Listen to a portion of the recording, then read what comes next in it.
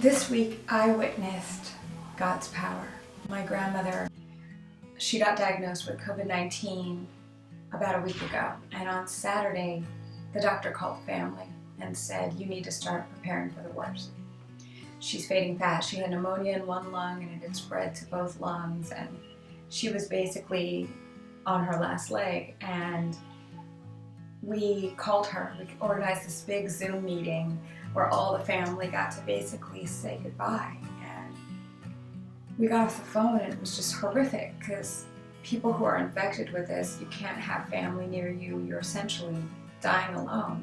And it's a painful death. You drown because of the fluid in your lungs. And to see how weak she was, and to see that after 94 years, this was the way she was going to die, it just seemed horrific.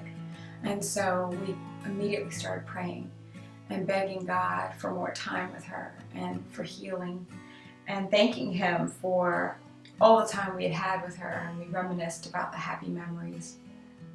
And that night, me and my sister felt unsettled, and my sister actually called her, not expecting for her to answer, because she had this mask on and she couldn't eat because they were afraid if they removed the mask, her lungs would collapse and she would die instantly. So they hadn't fed her in days, and she couldn't have water, and she was basically kind of fading away.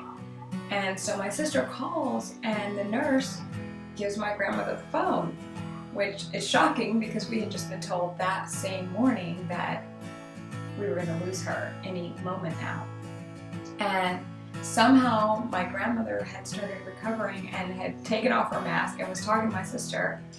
And my sister basically said to her, Grandma, don't forget who you are.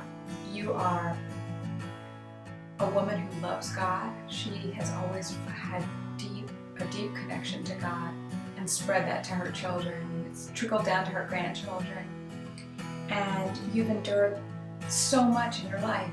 7 children with no drugs, and your husband away for years at a time. You survived the Great Depression.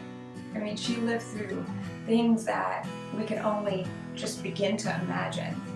And she had so much strength, and my sister just reminded her, she walked her through all these memories and said, don't forget who you are, and don't forget that God loves you, and God is there to heal you. You have to act.